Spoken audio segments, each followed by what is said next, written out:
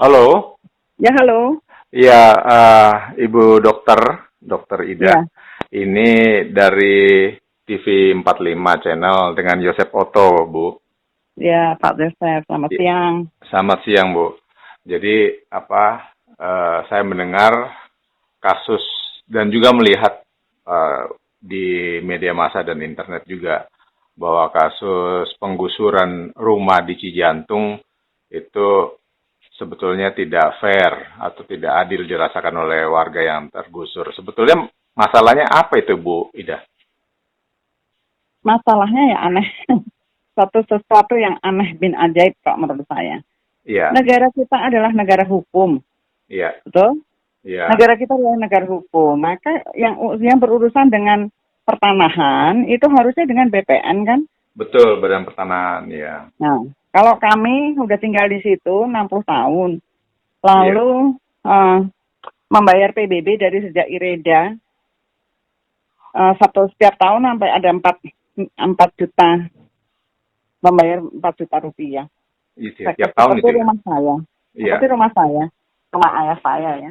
Itu iya, eh, tipe G itu kan 470-an meter, tapi eh, belakang itu beli dari penduduk penggarap udah zaman dulu tahunnya papi saya, udah lama. iya, Bu, Sehingga kami punya 1.000 meter dan itu sudah kami datang tuh sejak 1958, 59 dibuat, 59 kami datang.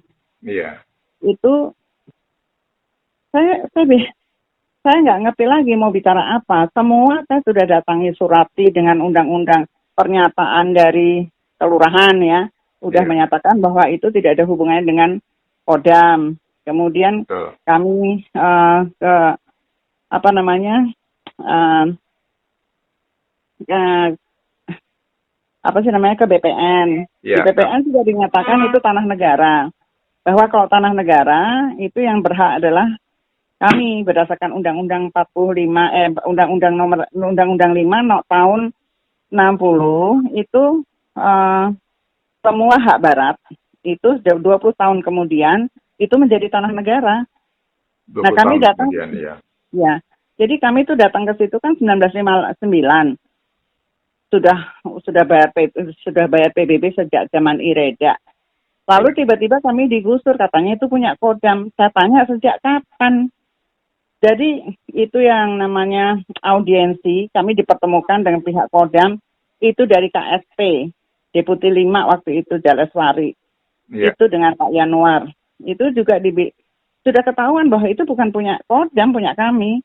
iya, Kemudian kami dibawa lagi oleh, terima kasih saya dengan Pak, apa namanya, eh, Ketua Dulur Jokowi itu, Prof. Paiman. Kami dibawa ke apa namanya Kemenko Polhukam. Lalu kami diaudiensi lagi banyak menteri sama ada menteri dan semua jajaran Kodam semuanya datang. Ya memang itu bukan punya Kodam. Mereka nggak bisa kok menunjukkan bahwa kita kan harus belak-belakan. Kalau memang iya, punya Kodam, itu bagaimana? Ini seperti ini loh. Kita punya data seperti ini. Data Kodam apa? Ya nggak ada. iya. Landasan hukumnya kurang kuat, Kodam, Bu, ya, Iya. iya, Terakhir kemarin kami secara tidak sengaja saya bertemu dengan eh, apa namanya Babinkum di Mabes Abri iya, itu kebetulan datang ke sini karena apa namanya kan saya buka klinik hewan.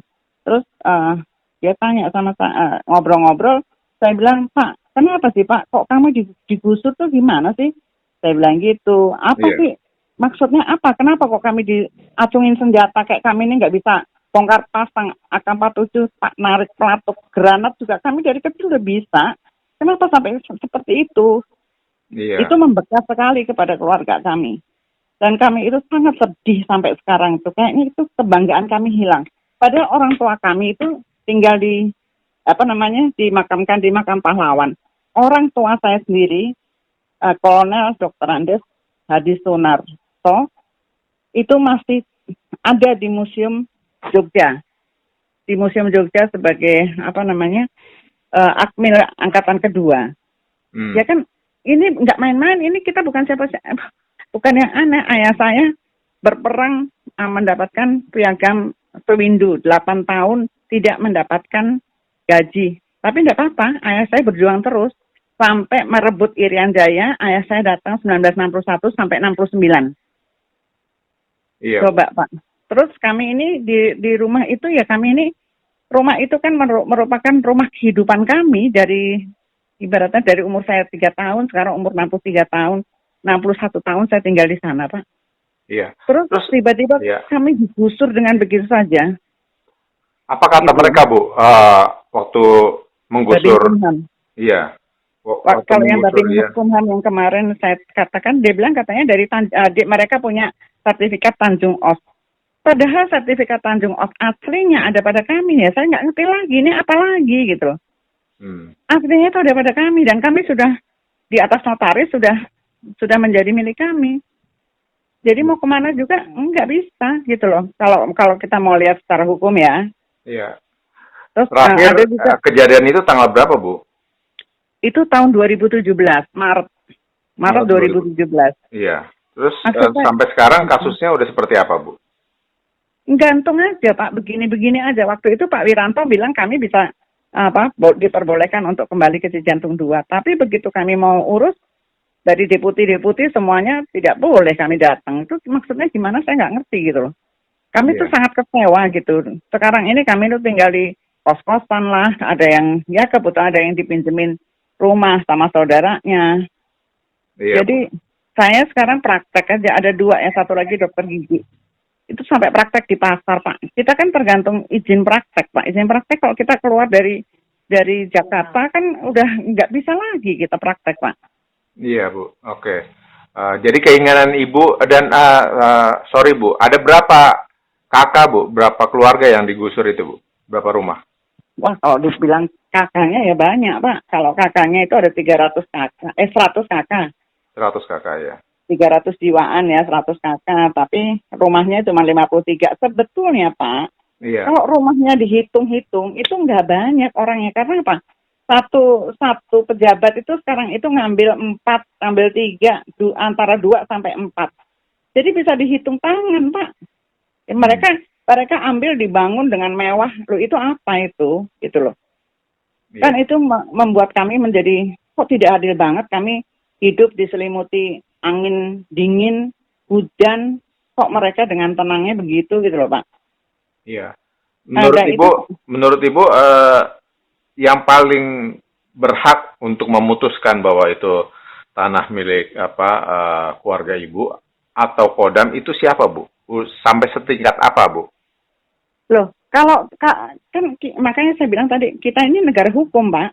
Betul. Jadi kalau sekarang ada suratnya, saya sudah bicara dengan Pak Sofyan Jalil, itu tanah negara. Nah, tanah negara itu secara hukum itu siapa yang tinggal di situ lebih dari 20 tahun, itu dia yang berhak. Terus kalau Kodam apa, Pak? Yeah. Kodam bilang katanya punya Tanjung Os. Selain Tanjung Os itu aslinya ada pada kami, dan menurut undang-undang dari BPN, sejak tahun 60, 20 tahun kemudian tahun 80, semua hak barat sudah menjadi tanah negara kan. Dan siapa yang berhak? Ya kami, bukan Kodam dong, Pak. Iya, Bu. Oke, Bu. Itu. Iya, mudah-mudahan cerita Ibu ini menyegarkan kembali ingatan dan penegakan hukum di Indonesia ini berlaku adil lah, sesuai dengan memang undang-undangnya begitu gitu. Kalau memang sudah tanah negara dan sudah 20 tahun ya milik. Ya, saya mengharapkan begini, Pak. Saya mengharapkan begini. Pak Presiden tuh udah tahu, Pak Jokowi tuh udah tahu sejak awal itu kami udah kirimkan data-data semua ke Pak Jokowi sudah. Dan kami sudah bertemu juga. Tapi menurut berita dari sana itu Pak Jokowi malah tanya sama Pak Riamizat, katanya udah dikasih kerohiman. Padahal yang nggak mau terima kerohiman ibaratnya orang pakaian itu udah ada 20 orang, yang lainnya itu karena mendadak tiba-tiba ya dia pakai, Pak, gitu. Kerohiman apa, Pak? Cuma 50 juta. Lah 50 juta tuh bisa hidup berapa? Sekarang semuanya udah pada nggak bisa bayar kontrakan. ini bagaimana negara kalau begini gitu loh Pak. Saya mohon sekali sama Pak Jokowi. Kami ini bukan orang yang jahat atau menduduki punya kodam, tidak gitu loh. Tapi kami itu secara undang-undang, bahkan kami Pak Sofyan Jalil juga sudah bilang itu punya kami yang berhak gitu loh. Iya, Bu. Kalau bisa diadakan rapat pimpinan gitu loh Pak. Pak Jokowi panggil tuh, ada Pak Sofyan Jalil, ada Pak Menhan, Pak Kemenko Polhukam, semua ditanyakan secara undang-undang loh, bicaranya jangan. Ada juga Iya, yang Bu. tentara-tentara selalu bilang begini, saya ini juga sampai sekarang aja saya nggak punya rumah. Loh Pak, kalau nggak punya rumah tuh Pak minta aja sih sama Pak Jokowi sama Pak Menhan, ya kan? Betul, Bu. Jadi jangan yang punya kami yang sudah orang bayar PBB kok atas nama kami loh Pak, bukan atas nama Kodam. Iya, iya, iya. Nah ini kan buat kami juga nggak adil sama sekali dan sangat menyedihkan. Dilihat dari perjuangan orang tua kami, dan kami tuh ditinggal-tinggal orang tua. Ketemu sama orang tua, hidupnya aja orang tua cuma berapa tahun Pak. Orang tua saya itu 50 tahun sudah meninggal. Dan itu kami tuh bertemu aja untuk ketemu orang tua saya itu sedikit Pak. Karena terus berjuang terus perang terus gitu loh Pak. Iya, Bu. Kok sekarang aja cuman ibaratnya rumah semplik gitu aja kok. Dan ayah saya tuh membebaskan Irian Jaya loh Pak. Iya. Negara ini masih dapat dari Irian Jaya. Itu kalau nggak ada orang tua saya juga nggak bisa juga Pak. Iya. Oke. Ada surat-suratnya, ada lengkap. Orang tua saya pertama kali membawa 1.560 tentara datang ke sana. Kemudian sampai merdekanya Irian Jaya sampai 69 baru pulang. Kok jahat banget tuh sama kami gitu loh. Saya merasa ini negara kok jadi kayak gini gitu loh Pak. Iya, Bu. Ya, mudah-mudahan melalui channel TV 45 ini kan semangat pejuang, dan Iya, semoga didengar, dan Ibu berkeinginan supaya Dewan yang terhormat, Menteri Pertahanan, Presiden Jokowi, Menko Polhukam, Menteri PPN. APN, ya, ATR, BPN, ya, Iya, BPN, untuk Pak Sofyan bicara. Jalil merembuk dan memutuskan ini ada di pihak siapa, ini yang benar adalah bagaimana. Iya. Ya, Bu. Ya harusnya sih sebetulnya kalau Pak Sofyan Jalil udah nyatakan bahwa ini hak milik dari keluarga yang sudah kami ada rekamannya kok Pak. Ya. Ya harusnya sih sudah cukup ya, tapi kalau masih belum, masih istilahnya masih belum puas dari pihak Kodamnya, ya harus ditengahi dan di pimpinan tertinggi yang memutuskan melalui rapat bersama itu, terbuka kalau perlu diketahui oleh media yang lain. Betul, iya Pak. Dan saya juga harap Pak Jokowi tolonglah. Memang kami ini cuma sedikit Pak, tapi sedikit ini udah sama aja sama gempa bumi yang dahsyat. Kayak kami ini kelipat-lipat dengan lumpur gitu loh Pak, dan nggak ada yang tolong kami. Iya, itu kan kebijakan pimpinan Bu, sebetulnya begitu. Kalau memang dari rakyat untuk rakyat, ya harusnya pro rakyat kan begitu Bu. Betul, ya, betul. Jangan kita kok sepertinya malah memusuhi rakyat kan begitu. Betul. Baik Bu, cukup jelas, dan ya terima kasih atas waktunya untuk memberi pencerahan bahwa banyak kasus tanah mungkin seperti ini juga, tapi ini adalah contoh karena ada di ibu kota. Pak, sebentar Pak, saya ini kan ya. Yeah. Yang namanya kasus tanah seperti ini itu saya merasa tidak. Karena si Jantung 2 itu satu-satunya yang membayar PBB Pak. Yang lainnya, kompleks-kompleks yang lain tidak membayar PBB Pak. Oh gitu Bu ya? Iya. Tapi nggak diapa-apain gitu? Masih banyak yang pada bertempat tinggal di sana. Betul-betul. Oh mungkin gitu. Karena senang banget. Ya khususnya Cijantung 2 lah ini Bu ya, ya 53 rumah. Iya. Ya, harus mendapat keadilan yang seadil-adilnya. Baik Bu, ya. Ya terima kasih ya Pak ya. Ya terima kasih atas wawancara ini. Semoga pemirsa atau pendengar radio streaming dari TV 45 Channel dan juga YouTube serta website ikut dicerahkan dan turut istilahnya menomorsatukan hukum di atas segalanya. Ya. Amin. Ya, Pak. Makasih Bu ya. Ya, terima kasih Pak Esa. Mari.